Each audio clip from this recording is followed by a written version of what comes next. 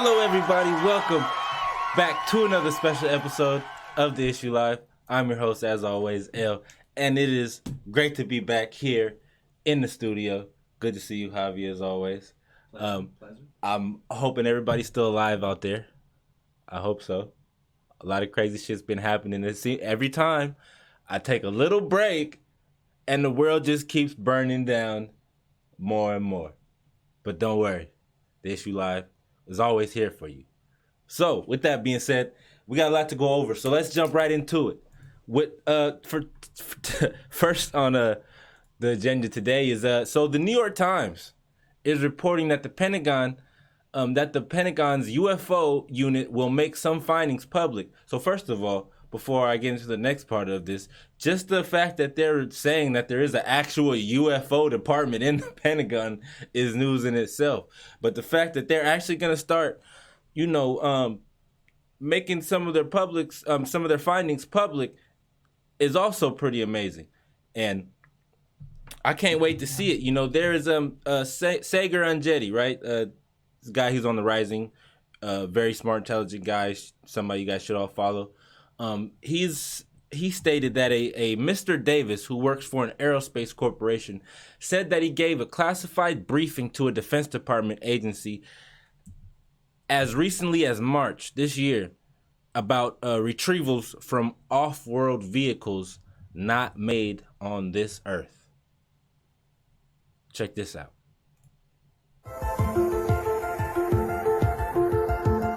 There's a whole fleet of them. Look on the ASA. My gosh. They're all going against the wind. The wind's 120 knots from the west. Look at that thing, dude.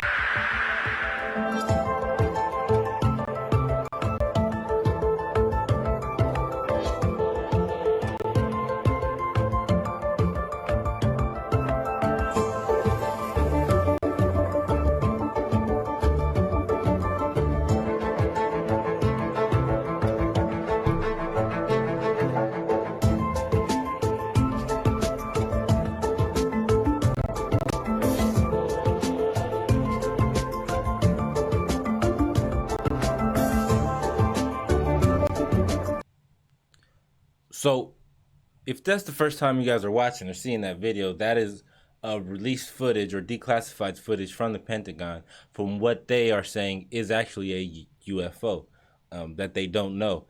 And from my outside research on this topic, right, mainly just the Joe Rogan podcast where, and the Bob Lazar, there was the Bob Lazar documentary on Netflix, which explains a lot and is actually kind of crazy because, the guy Bob Lazar talked about those very same things that were in those videos in the 1980s. And everybody thought he was crazy. And here we are, 2020, and he's getting proven right every day.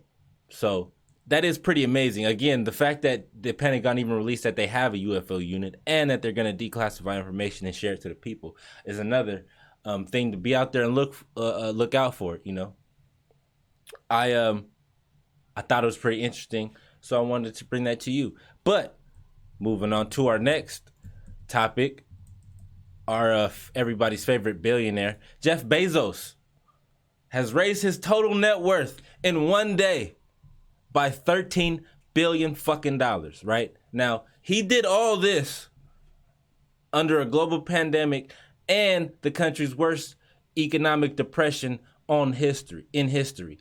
So again, and I covered this in the last episode, the narrative behind people like Jeff Bezos, right? And how un-American it is for somebody to make that amount of money and not make their employees whole is despicable. And the narrative needs to be that it is un-American for somebody like Jeff Bezos, who the last time in our last episode took away the $2 raise that he was giving his employees for being essential workers during a pandemic that we're still in. He took away that $2 raise. And in one day raised his total net worth by $13 billion, putting him on track to be the world's first known trillionaire. Which again, it's pretty disgusting when I think about it, Like, the fact that you had the $2 raise, which ain't shit to be honest, but it's enough for a lot of people. You know what I mean? A $2 raise is enough for a lot of people and probably means a lot for a lot of people. And so for you to take that away, and then 4 weeks later, it comes out that in a single day you raised your total net worth by $13 billion. I mean, you gotta love America. I mean, we have our priorities straight. But again, there needs to be a narrative set forth when it comes to this, and that it should not be okay for somebody to make that amount of money and not be paying their employees a living wage. It just makes no sense. And I'm not a person, again, I'm not a person to go out there and criminalize, or not criminalize, but to downplay some. I'm not against anybody making money. That's not me. I wouldn't do that. But you should, at very minimum, make the people who allow you to make that amount of money whole, And so I'm hoping going forward, that needs to be the narrative going forward when it comes to people like Jeff Bezos. That's all I'm saying. But moving on to some more pressing topics, moving right along today, we got a lot to go over, is on the foreign policy front. Now, for those, if you guys might not have heard the story, earlier this month, there was a Middle Eastern intelligence officer said Israel was responsible for an attack on the Natanz nuclear complex. Now, if you don't know what Natanz, or the nuclear complex that's in Iran, you should do your own research, because I don't have enough time to explain that all to you here. But this attack would make it the second time Israel had a planned attack against Iran's nuclear program. Now, the reason why I'm bringing this on here for you guys today, this is a story that I've brought to you before. Again, the very first attack that was that happened at Natanz was in 2007. So I'll just give you guys a bit of a timeline, right? So November 2007, a computer virus developed by Israel and the United States, because this is also something you need to understand. Anything Israel does, they do with the United States' consent, because they're not a big enough or large enough or powerful enough country to wage a war without our help, or anybody in the United Nations' help, which they are deeply invested in, deeply a part of, I should say. So anytime you see Israel in some type of, quarrel with some other country, just know that the United States is very much behind them. And so from the beginning, well, I don't want to say from the beginning, because again, this is something we've talked about before. We've detailed our history, the United States history with Iran. But when it comes to attacks on this nuclear facility, right, starting in 2007, in November of 2007, a computer virus developed by Israel and the United States came in there and sabotaged their enrichment program, which at the time, in 2007, we had an agreement. The what was Obama's agreement called?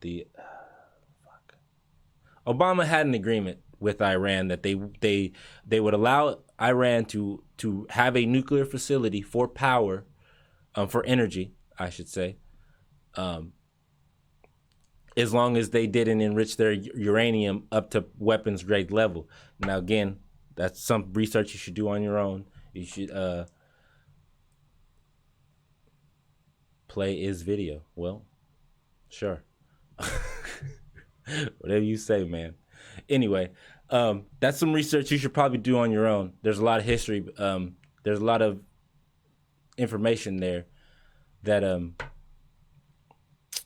you're going to have to get to. I don't have enough time to cover it. Again, we've done stories on the Natanz and what happened there exactly.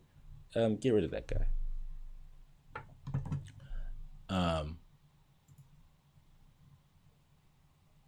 But anyway, so starting from 2007, that was when the initial Stuxnet was actually what it was called. And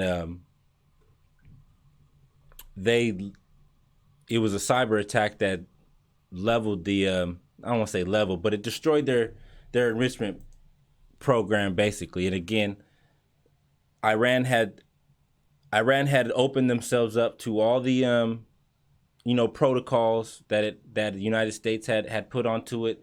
They were there for every search. They allowed all the what do they call them?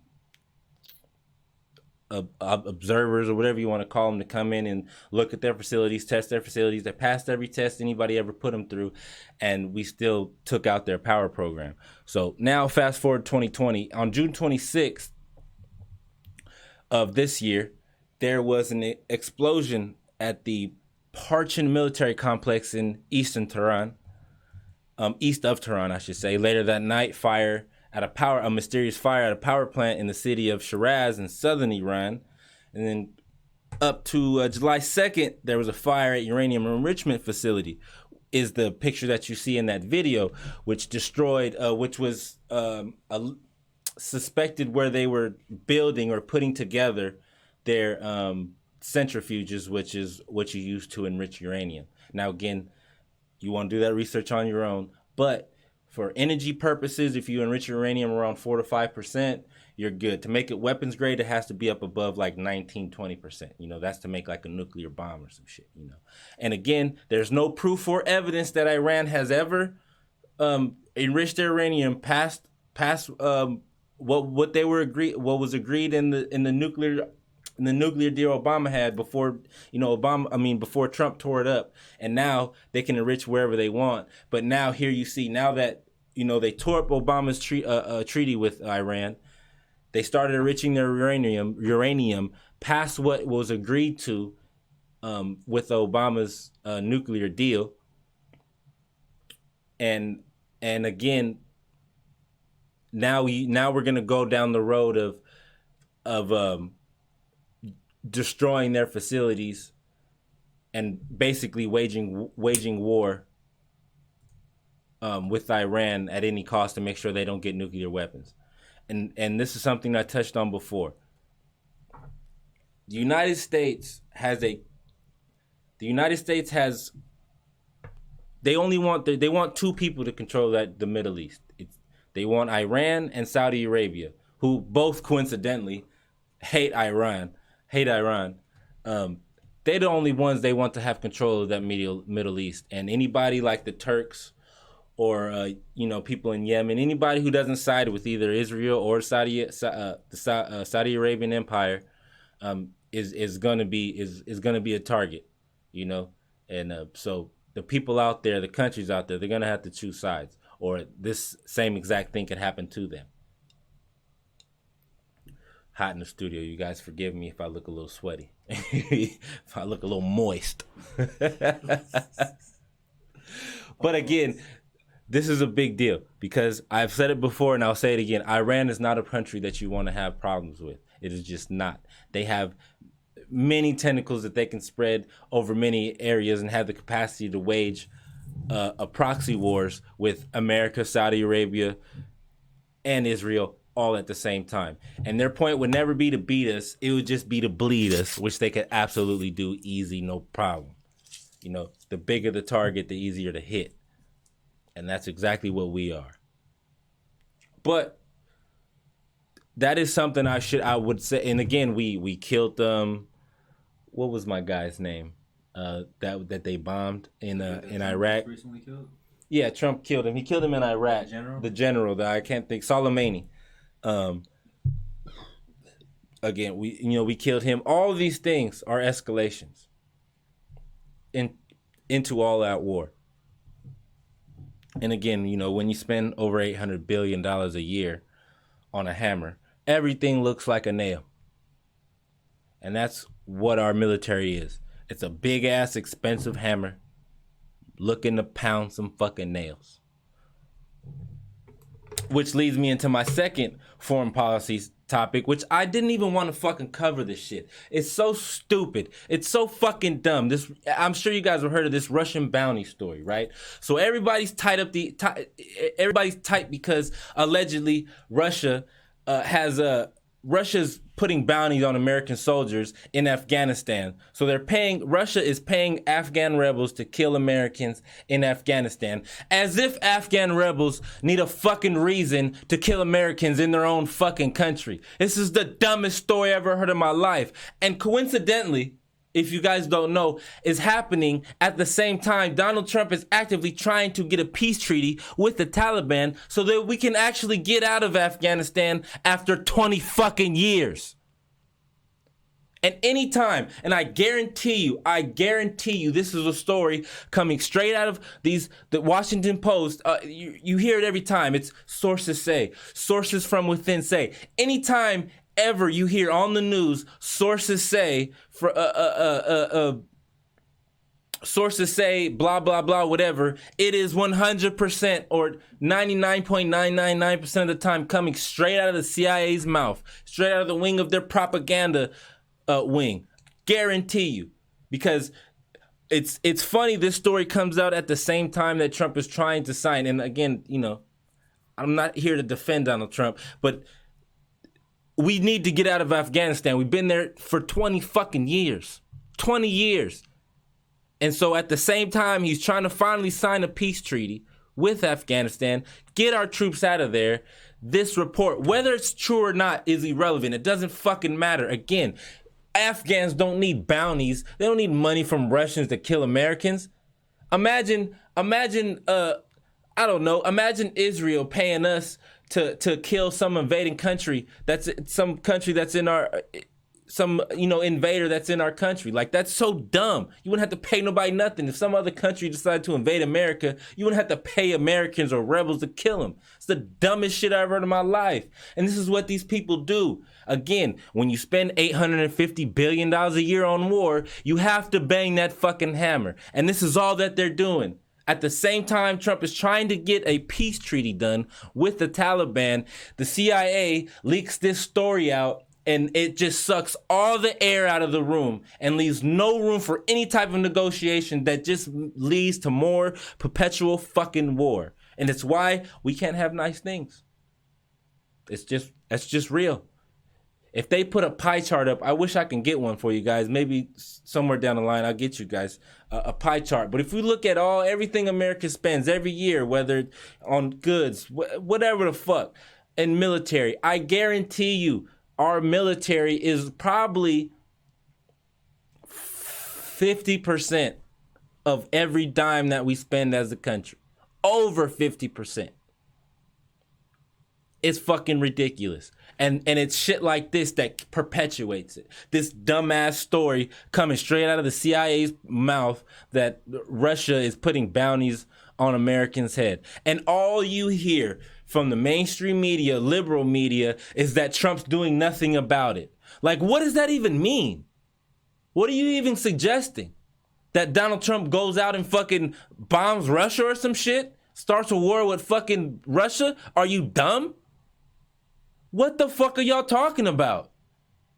This is the over and over and over. This same cycle of fucking war. These people are psychopaths. I swear to God. It's the dumbest. I heard another dumbass story. I wish I should have brought it up. But there's another dumbass story about how Russia was hacking the CDC in America to get for COVID treatment, to hack, research for COVID treatment. Like, why? First of all, why the fuck would they have to hack information about COVID? Like, shouldn't that just be out there? Shouldn't that just like what do you mean they're trying to hack information? Like, what, to cure it? Like, what are we talking about? What are you saying? The dumbest shit I ever heard in my fucking life. And it's, again, they just, again, when there's an actual enemy like China, who's actually a real enemy to this country and will do anything to subvert us, and will do anything to become the number one superpower in this country, but the mainstream media has their eyes focused on Russia so bad. I mean, Russia's GDP isn't even the size of fucking California. It's so stupid. They are no way a threat. Matter of fact, you give... Like, imagine, I imagine, right, Vladimir Putin comes and he sits back and he looks at these reports that come out of America about the stuff Russia doing to America, and he sits back with his feet up and a cigar like, you guys are just making me you're just building my persona for me. You're making me the big bad wolf that I'm not. That maybe he is, maybe he isn't. But you're just building it all. You're building him into the big bad monster. He doesn't even have to do anything. You do it for him. It's so stupid. I swear, this is the only reason why I feel like they do this shit on purpose. Cause it's not. I can't be the only one that knows this shit. I'm not that smart. I'm slightly above average. That's it. I'm not that smart. I am slightly above average. That's it.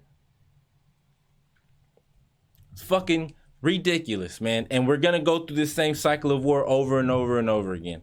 It's a never-ending fucking story. But moving right along to the current state of the union, everything that's going down in America today. Now, if you are one of the people who lost their job during Corona season, I guess we'll call it, I have some pretty bad news for you. And that is the around 25 million people are about to lose the majority of their income after the $600 per week plus up from unemployment ends. I think yesterday it ended. Yesterday or today. It's ending pretty soon. I'll say that. I don't know the exact date. Forgive me, but it's. I'm pretty sure it's done. Which again is like over 25 million people are now losing that $600 plus up. That was the only thing that was able that getting them by, helping them pay their rent. And on top of that, it's funny how all these things can happen at the same time, because at the same time your $600 plus up from unemployment ends, the eviction moratorium ends too. So now we're looking at, and I've reported this, I don't know if it was the last episode, it could have been the episode before last, that we were in danger of having close to 40 million people homeless by January. And it's looking like that's absolutely going to happen. I mean, as of, what are we in, July, August, September? By September, we're in danger of having 25 million people by September homeless. 25 million fucking people homeless. With the eviction moratorium ending, they're still debating over what another stimulus check, which is only going to be a one-time thing. The big argument is that people don't want to go back to work because they're getting too much money in employment. Instead of actually like looking at the employers, like the idea, and this is the dumbest argument in the fucking world, the idea that it's somehow the people's fault not wanting to go back to work because they make more money from what the government is willing to give them for free than what their employer can pay them. America, ladies and gentlemen, what the fuck is that?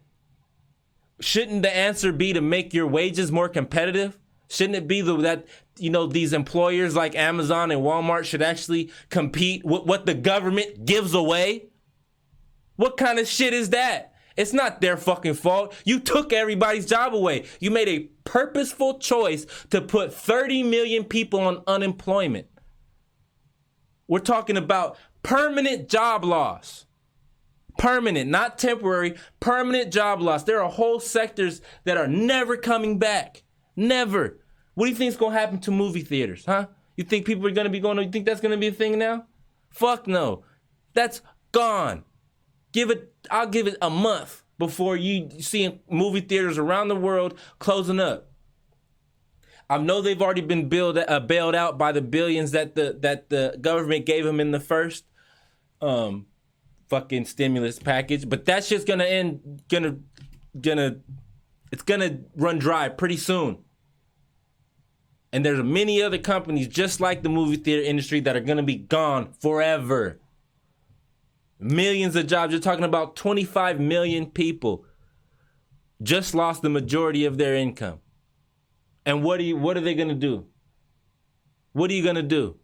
When if you had just subsidized their paychecks in the first place, they would have had a job to come back to and their paychecks. And oh, by the way, we're still in the middle of the same pandemic that took their job away in the first place. So we're back to basically day one in terms of infection rate. So again, how are you blaming people as if the people are being lazy because they make more money on unemployment than what they can make at their job?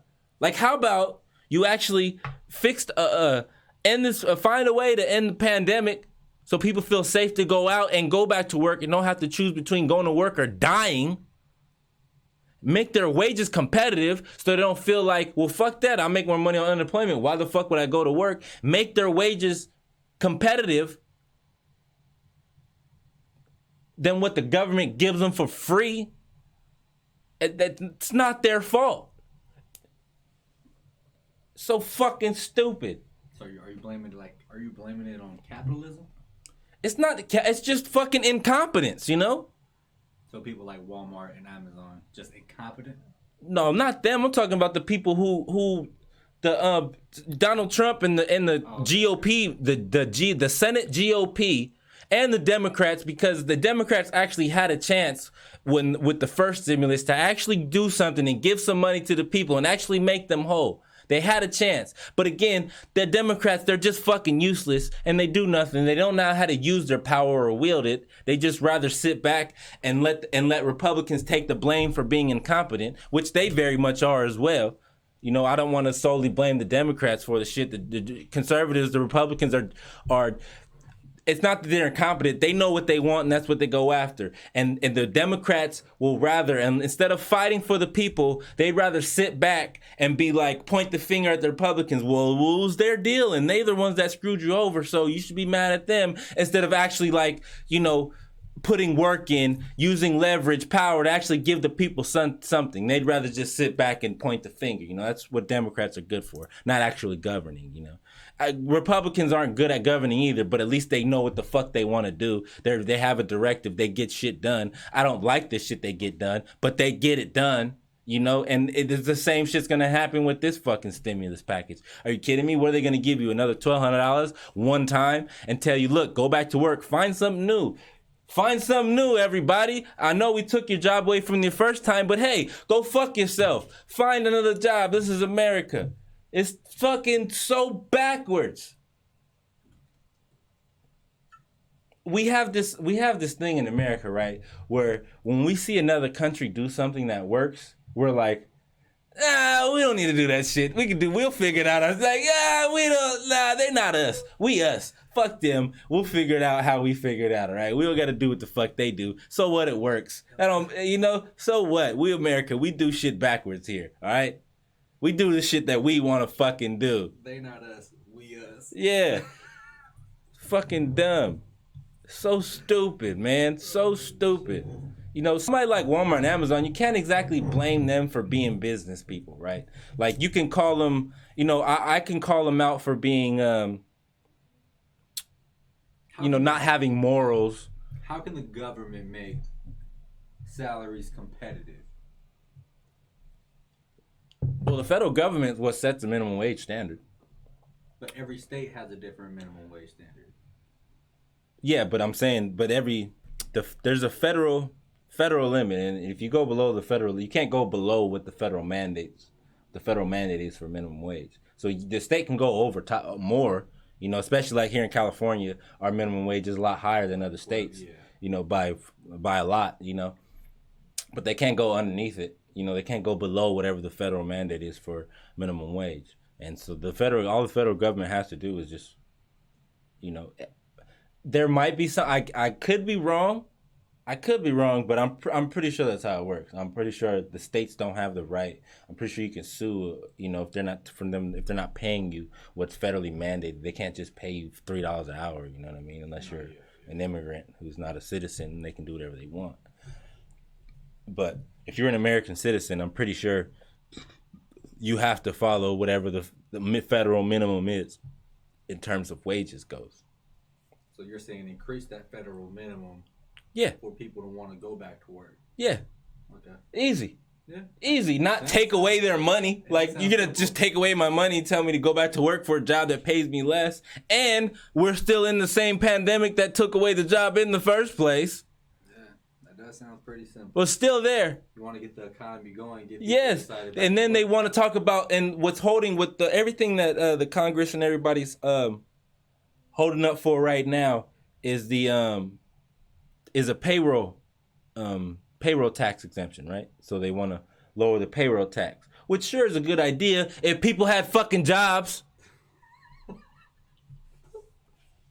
these fucking clueless, these dizzy motherfuckers. Again, that's what makes me feel like they do it on fucking purpose. How do I know? Why do I'm not that smart. Slightly above average. That's it. Moving on to a final story tonight, which is the chaos in Portland.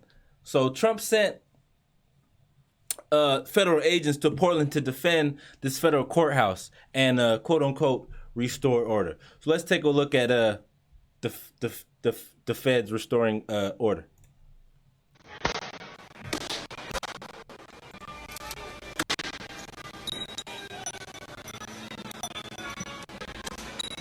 This don't even look like America.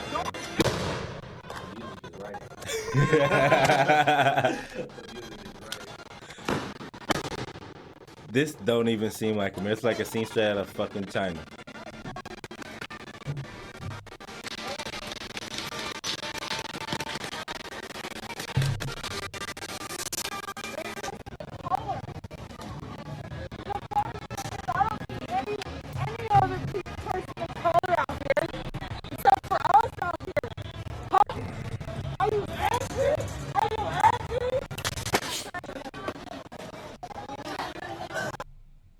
Now, a lot of people, and what I've heard, right, what I've heard, especially from a lot of the mainstream media, is that that